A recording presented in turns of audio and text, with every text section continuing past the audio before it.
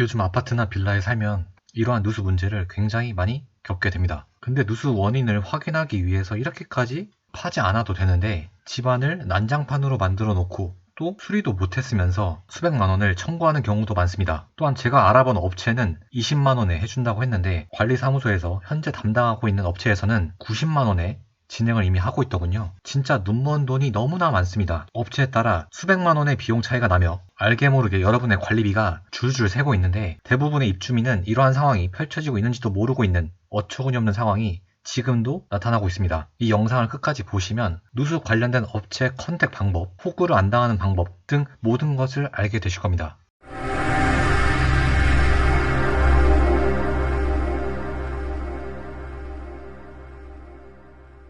안녕하세요. 온라인 건물주입니다. 아파트에 철근이 없는 순살 아파트, 진짜 온 집안을 물바다로 만드는 누수 문제 등 진짜 가면 갈수록 집을 날림으로 짓는 경우가 많아지는 것 같습니다. 어느 날 세를 주고 있는 아파트 관리사무소에서 전화가 왔습니다. 제가 세를 주고 있는 세대 아래층에서 누수가 발생했다는 전화였고, 누수 지점이 공용 부분이 아닌 세대 전유 부분 배관이기 때문에 비용 부담을 제가 해야 한다고 하더군요. 갑작스런 전화에 그리고 비용 관련 문제에 솔직히 짜증이 좀 났습니다. 아니, 제가 수도 배관이 갑자기 마음에 안 든다고 세를 준 집에 찾아가서 수도 배관을 제가 다 깨부순 것도 아니고 시공사가 제대로 못 지은 것을 제가 왜 부담해야 하는지 솔직히 좀 억울하더라고요. 물론 해당 집이 지어진 지 30년이 되어서 누수가 발생된 거라면 이해라도 하지만 해당 아파트는 11년밖에 안 된 집이었습니다. 시공사에 난리를 치고 싶지만 일개 개인 한 명이 시공사라는 대기업과 싸우면 상대가 안 되기에 대부분 이렇게 체념을 하게 됩니다. 어찌되었든 비용 부담의 당사자가 저로 정해진 순간 이때부터 폭풍 업체 검색을 시작하게 됩니다. 근데 아시다시피 이러한 인테리어 같은 경우 비용 과다 청구 등으로 사람들이 사기를 당하는 거 아닐까 걱정을 많이 하시잖아요. 이러한 누수, 수리도 마찬가지죠. 근데 이러한 업체 사람들이 주로 하는 말이 있습니다. 싸면 비지떡이다. 사람들의 인식 속에도 잡혀있는 생각이기도 하죠. 실제로 누수 수리 비용 관련해서 업체 견적을 비교를 해보면 당연히 조금 더 저렴한 업체가 나올 수밖에 없습니다. 그럼 저렴한 가격에 업체를 보게 되면 이 가게는 왜 가격이 저렴하지? 라는 의심부터 생깁니다. 자재를 싸구려 쓰는 건가? 아니면 날림으로 시공을 하는 건가? 라고 의심을 하게 되죠. 하지만 가격이 비싸다고 항상 좋은 것은 아닙니다. 오히려 사람들은 가격이 싸면 의심을 하니까 판매자 입장에선 적당히 비싸게 책정을 하는 것이 소비자의 신뢰도가 올라가는 아이러니한 현상이 펼쳐지는 거죠. 즉 가격이 서비스 및 품질과 항상 정비례하는 것은 아니라는 뜻입니다. 저의 업체 선정 우선순위 조건이었습니다. 첫 번째, 당연히 가격입니다. 비교 견적을 받는 이유 중에 하나가 당연히 저렴한 업체를 선정하기 위해서죠. 두 번째, 품질. 사실 생초보인 제 입장에서 품질을 논하기에는 말이 안 되지만 그래도 무조건 가격이 저렴한 것보다 제대로 수리를 하시는지도 매우 중요한 포인트겠죠. 세 번째, 서비스. 아무리 가격이 저렴해도 고객 응대가 별로인 경우에는 한 번은 의뢰할지언정 다음엔 다시 의뢰하지 않으며 지인들에게도 절대 추천하지 않습니다. 참고로 이러한 누수 관련 문제로 공사를 하다 보면 일단 하루는 잡으셔야 합니다. 생각보다 시간을 많이 잡아먹고요. 하지만 여기서 또 중요한 포인트가 있습니다. 가게에도 사장이 있는 경우와 알바생만 있는 경우 실제로 고객 응대에 있어서 엄청난 차이가 납니다. 누수 관련 문제도 마찬가지인데 본인이 봐봤자 잘 모른다고 또는 바쁘다는 핑계로 누수 관련 수리기사에게 그냥 알아서 잘 고쳐주세요 라고 말하고 신경을 안 쓰게 된다면 나중에 고쳤다고 해도 어디를 고쳤는지 정확히 알 수가 없습니다. 이러한 누수 관련 문제는 본인 인생에서 흔히 발생하는 경우가 아니기 때문에 저 같은 경우 누수 작업자분이 총 6시간 작업을 했습니다. 근데 저는 그 6시간 동안 계속 작업을 지켜봤습니다. 못 믿어서 이렇게 감시했다 이런 게 아니라 관리 감독을 통해서 알고 싶었던 내용들이 있었습니다. 첫 번째, 탐지 방법. 수도 누수가 된 부분을 어떻게 발견할 수 있을까? 두 번째, 이 누수된 부분을 어떻게 교체를 할까? 누수가 된 부분을 찾으려면 배관이 깔려있는 방바닥 전체를 다 드러내야 할까? 사실 이 부분이 매우 걱정이 되었죠. 셋째, 보수 방법. 수도 배관을 찾느라 벽, 타일을 부순 경우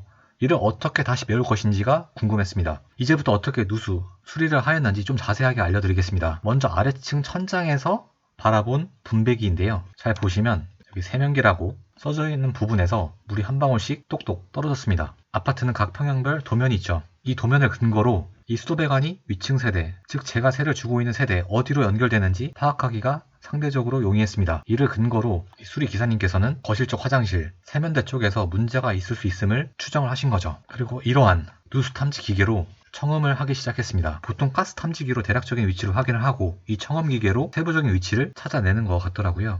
하지만 이 기사님은 일단 가스 탐지기는 사용하지 않았습니다. 누수 탐지 기계로 점검을 하고 나서 세면대 쪽에서 누수 발생이 확실하다고 생각한 수리 기사님은 이때부터 이 드릴 같은 걸로 벽 쪽을 깨기 시작했습니다. 사진이 좀 잘 안 잡히는데요. 이 드릴이 뭐냐? 인터넷 등을 찾아보니까 이 드릴을 뿌레카라고도 하고 한마 드릴이라고도 하는 것 같더라고요. 이런 걸로 이제 벽을 파기 시작하는 겁니다. 그리고 벽을 깨는 과정에서 발생한 조각 등은 바로바로 마대에 담았습니다. 드디어 모습을 드러낸 배관인데요. 수리 기사님이 저에게 누수 소리가 나냐고 물어보셨는데 화장실 문 쪽에 서 있던 저는 그 소리가 안 들린다고 했습니다. 그럼 이쪽으로 가까이 와서 들어보라고 해서 가까이 귀를 대보니까 진짜 씩 소리가 나더라고요. 근데 이 뿌레카로 벽을 부수는 과정에서 걱정되던 부분이 있습니다. 제 머릿속으로 상상했던 것은 이건데요. 어찌되었든 하나의 벽을 두 세대가 나눠서 쓰는 거잖아요. 위층 기준으로 바닥이 되고 아래층 입장에선 천장으로 쓰는. 근데 수도 배관이 이렇게 되어 있는데 그냥 예시입니다. 만약 이 부분부터 벽 또는 바닥을 깨 부수기 시작을 했는데 만약 누수 발견 지점이 여기라면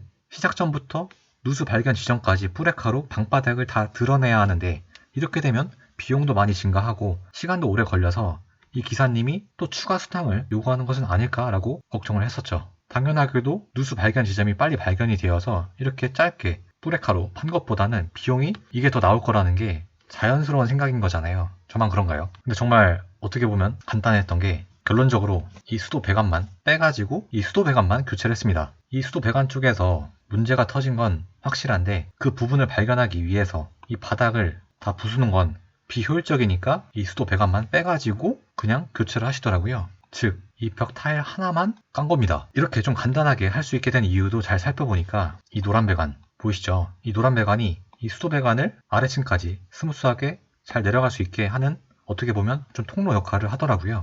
누수가 발생된 배관입니다. 이 구멍에서 조금씩 누수가 발생했던 것이고 잘 보시면 이렇게 배관이 좀 꺾여 있죠. 이 꺾이는 부분에서 점차 틈이 벌어졌고 시간이 갈수록 이 틈이 벌어져 누수가 발생된 거죠. 결론적으로 새 수도 배관으로 교체를 했고요. 근데 만약에 배관을 교체를 하고 이렇게 놔둔다면 보기 좀 그렇잖아요. 보통 수도 배관 공사할 때의 작업 순서는 이와 같습니다. 첫 번째, 타일 깨거나 또는 마루 빼기.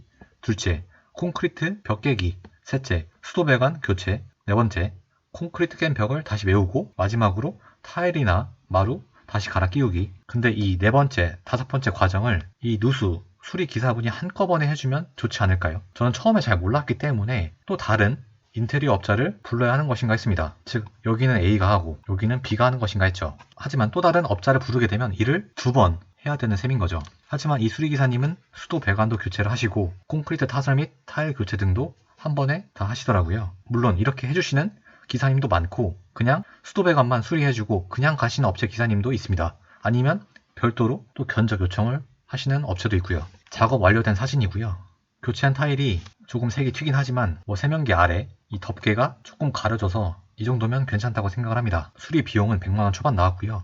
사실 누수 부분이 한 군데 더 있었는데 이 두 문제를 해결하는데 100만원 초반이었습니다. 작업을 완료를 하고 나서 아래층에 내려가서 30분 정도 있었습니다. 근데 그동안 확실히 물이 새지 않더군요. 일단 이 수리기사님이 좋았던 이유 중에 하나는 작업 과정에서 제가 이것저것 물어봐도 되게 어떻게 보면 좀 귀찮을 수 있는데 정말 친절하게 대답을 해주셨고요. 그리고 제가 극도로 싫어하는 것 중에 하나가 바가지입니다. 사실 이러한 바가지를 당하게 되면 그날 하루 기분을 잡치게 됩니다. 근데 제가 세를 준 집 말고도 해당 아파트 공용 부분에서도 누수가 있었는데 제가 관리사무소 직원분께 이 누수된 거 지금 얼마에 공사하시냐고 물어봤죠. 그랬더니 90만원에 진행할 예정이라고 하시더군요. 그럼 제가 알아본 업체 사장님께도 견적을 한번 의뢰해보라고 했습니다. 과연 얼마라고 했을까요? 정말 상상 초월의 가격 차이입니다.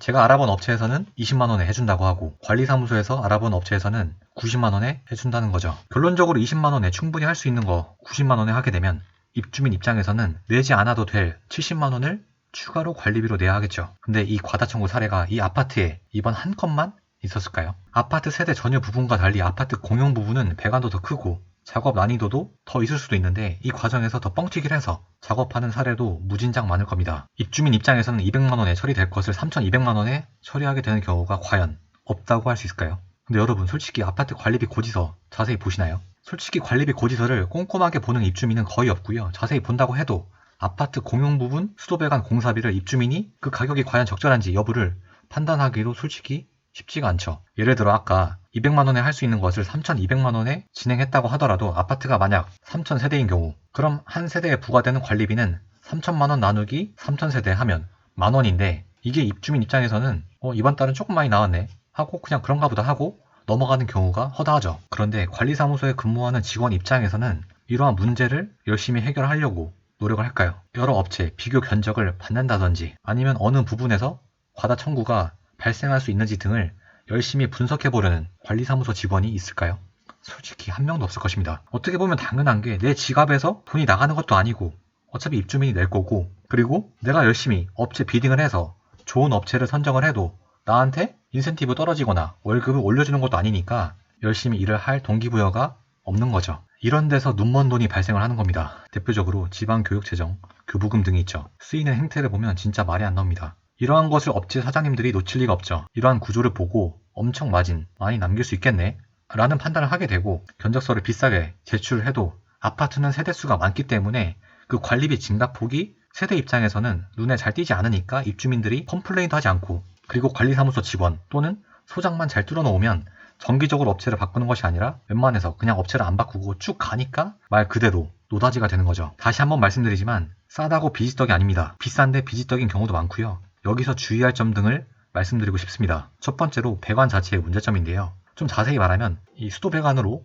많이 쓰이는 엑셀 배관입니다. 이 엑셀 배관이 야외에 노출되어서 햇빛을 받게 되면 배관 노후화가 순식간에 진행이 됩니다. 즉 배관이 딱딱해지는 경화 현상이 발생을 해서 배관에 탄성이 없어지게 되고요. 그래서 잘 좀 부스러지게 됩니다. 즉 햇빛을 많이 받은 배관은 누수가 될 가능성이 매우 높아지는 거죠. 아니 근데 수도 배관은 주택 바닥 안에 집어넣는데 햇빛에 노출될 일이 뭐가 있겠냐 싶지만 아닙니다. 처음 엑셀 배관을 생산하고 나서 보관할 때부터 정상적으로 보관을 하지 않고 야외에 그냥 적재를 한다든지 또는 운송 과정에서 그냥 햇빛에 노출을 시키면서 운송을 한다든지 등 자재 관리를 대충 하는 경우도 비일비재합니다. 그리고 이 애시당초 햇빛에 노출된 이 문제 있는 엑셀 배관을 시공 현장에 그대로 매립을 해버리는 거죠. 그럼 예를 들어서 이렇게 수도 배관이 위아래층에 전부 다 깔려 있는데 이번에 누수가 발견되어 수리한 부분이 여기입니다. 그런데 애시당초 이 집들은 시공할 때부터 불량 수도 배관이 전체 모든 방에 다 깔려 있는데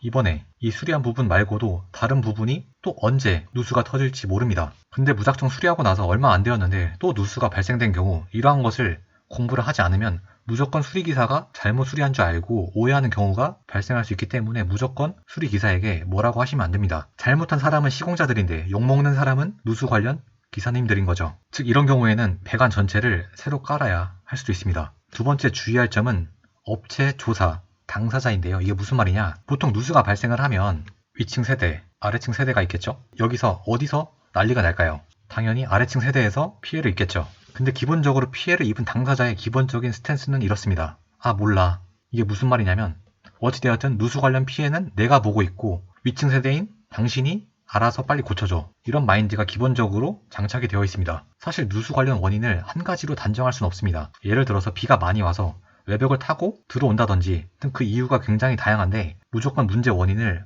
윗집에 있는 것으로 단정 짓는 아랫집 세대도 많이 있습니다. 근데 어찌되었든 누수로 피해를 보는 집은 아랫집이니까 일단 아무 업체에 연락을 하게 됩니다. 왜냐하면 본인이 비용 부담이 없을 거라고 생각을 하기 때문에 면밀히 업체 조사를 하지 않는 거죠. 병원 갈 때도 과잉 진료를 할까봐 걱정하는 분들이 많습니다. 굳이 충치 하나만 떼우면 될 것을 이빨 다 뽑아버리는 경우도 있죠. 누수 관련 문제도 똑같습니다. 그냥 간단하게 해결될 수 있는 일을 지표 투과 레이더법, 즉 GPR 검사를 받아야 한다 하질 않나, 또는 특수 렌즈 등 정밀 장비를 사용을 해서 추가금 발생한다, 또는 그냥 벽 타일 하나만 뜯어내면 될 것을 전체 바닥을 다 뜯어내고 공사를 해야 한다고 업체에서 이렇게 말을 하는 거죠. 피해를 입은 아래 세대에서는 일단 내가 돈을 안 내니까 비용이 많이 나온다고 해도 별로 신경을 안 쓰고 그냥 해당 업체 직원이 말하는 내용을 팩트 체크하지 않고 그냥 그러려니 하고 알겠다고 합니다. 그래서 결론은 위층 세대는 아래층 관련 누수 문제가 나올 시 최대한 협조를 해주고 이 비용 관련해서는 생각보다 엄청나게 꼼꼼하게 따져야 합니다. 대부분 본인 돈이 나가게 되면 열심히 알아보지만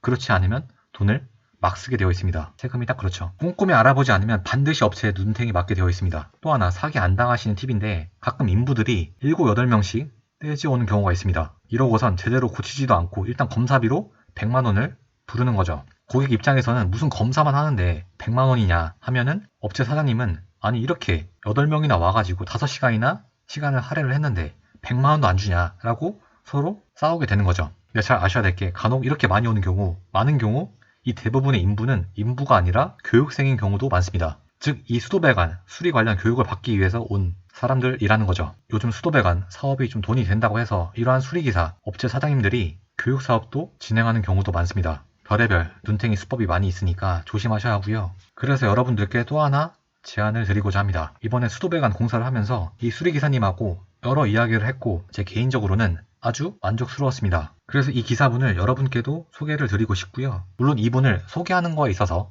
저 역시 신중한 마음을 가지고 소개를 해드리는 점 꼭 이해를 해주셨으면 하고요. 저 역시 이분의 서비스 질이 향후 하락할 경우 바꿀 수도 있습니다. 보시다시피 정보 비대칭, 즉 누군가 한쪽이 압도적인 정보를 갖게 되어 있으면 누군가는 반드시 눈탱이 맞게 되어 있습니다. 누수 문제도 딱 그렇습니다. 일반인들은 누수 관련 문제, 배관 등 정보력이 수리기사에 비해 당연히 부족할 수밖에 없고 그러니까 끌려다닐 수밖에 없습니다. 저는 약 20개 업체를 비교 분석을 해서 이 수리기사님이 괜찮다고 생각을 해서 견적을 의뢰한 것이고 나름 신뢰할 수 있다고 생각을 합니다. 하지만 제가 20개 업체를 비교 분석했다고 해서 저의 결정이 100% 무조건 옳다 이건 아닙니다. 이 기사님께 누수 관련 문제를 해결하고 싶으신 분들은 고정 댓글에 카카오 오픈 채팅방 링크를 남겨놓겠습니다. 해당 링크에 누수가 되는 주택 주소 및 연락처를 남겨주시면 업체 사장님께 전달드리겠습니다. 수리 가능 지역 및 공사 기간은 잠시 화면을 멈추시고 확인을 해주시면 감사하겠고요. 개인집, 개인상가, 누수 문제 말고도 규모가 큰 아파트, 상가 공용 부분, 누수 문제 관련해서 관심 있으신 입주민 대표분들도 연락을 주시면 좋을 것 같아요. 생각보다 진짜 줄줄 새는 관리비가 많습니다. 입주민 대표라면 이러한 불필요한 비용 지출에 대하여 책임 있는 자세가 필요하다고 생각을 합니다. 영상 마치겠습니다. 감사합니다.